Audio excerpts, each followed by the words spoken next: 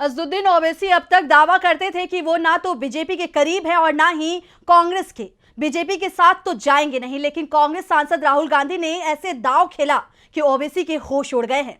अब तो वो राहुल गांधी की शरण में आने को तैयार दिख रहे हैं। तो ओवैसी को झुकाने की क्या है कांग्रेस की रणनीति?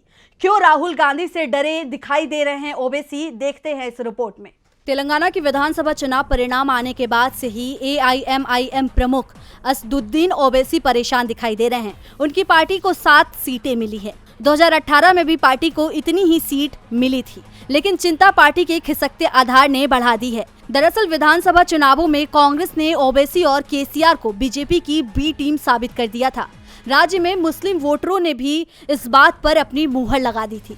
तेलंगाना में मुस्लिम वोटरों ने इस बार कांग्रेस को जमकर वोट दिया और इसी के चलते पार्टी को राज्य में बड़ी जीत मिली। वैसे मुस्लिम वोटरों का झुकाव कांग्रेस की ओर होने के संकेत तो कर्नाटक विधानसभा चुनावों से ही मिलने लगे थे और अब 5 राज्यों के विधानसभा चुनावों में जिस तरह से दूसरी पार्टियों का सफाया हो गया है, उससे साफ हो गया है कि मुस्लिम मतदाताओं की अब एकमात्र पसंद कांग्रेस पार्टी बन गई है।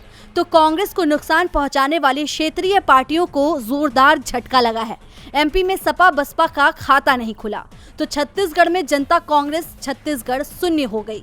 बात तेलंगाना की करें तो यहाँ बीआरएस का वोट 10% कम हो गया, जबकि खुद को राज्य में मुस्लिम हितों की बात करने का दावा करने वाली एआईएमआईएम के वोट शेयर में भी जबरदस्त गिरावट आई है और इसी गिरावट के चलते ओवैसी की चिंता बढ़ गई है। उन्हें एहसास हो गया है कि अगर कांग्रेस का साथ नहीं मिला तो लोकसभा चुनाव में पार्टी गायब हो जाएगी।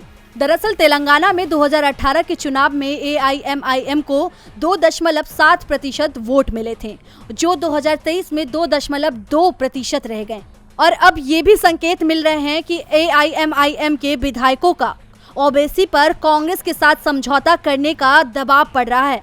फिलहाल कांग्रेस की ओर से एआईएमआईएम में सेंधमारी की कोई कोशिश नहीं की जा रही है, लेकिन एआईएमआईएम के विधायक ओवैसी को एक तरह से चेतावनी दे रहे हैं कि अगर कांग्रेस से दूरी बनाए रखी तो पार्टी को बड़ा नुकसान हो सकता है। इसके बाद से ही ओवैसी के तेवर कांग्रेस को लेकर पूरी तरह से बदल चुके हैं और वो कांग्रेस से समझौते के लिए तैयार दिखाई दे रही है।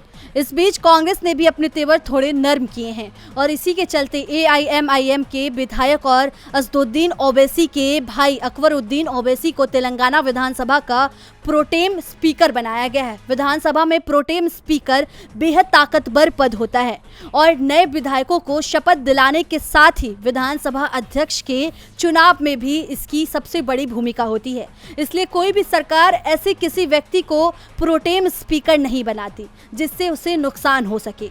अकबरुद्दीन ओवैसी को प्रोटेम स्पीकर बनाने के मामले को लेकर बीजेपी ने विरोध भी किया, लेकिन कांग्रेस ने इसे पूरी तरह से खारिज कर दिया। वैसे कांग्रेस ने अकबरुद्दीन ओवैसी को प्रोटेम स्पीकर बनाकर एक तीर से कई निशाने साधे हैं। पार्टी की ओर से साफ कर दिया गया है कि वो अल्पसंख्यकों को पूरा अधिकार देने के लिए तैयार है, जबकि ओवैसी कांग्रेस को ही अभी तक नुकसान पहुंचाते रहे हैं। ऐसे में अब एआईएमआईएम के पास विकल्प सीमित रह गए हैं, या तो ओवैसी को कांग्रेस की शरण में आना पड़ेगा, नहीं तो इस बार लोकसभा चुनाव में हैदराबाद की सीट बचाना भी ओवैसी को बहुत मुश्किल पड़ सकता है। डीबी लाइव की रिपोर्ट।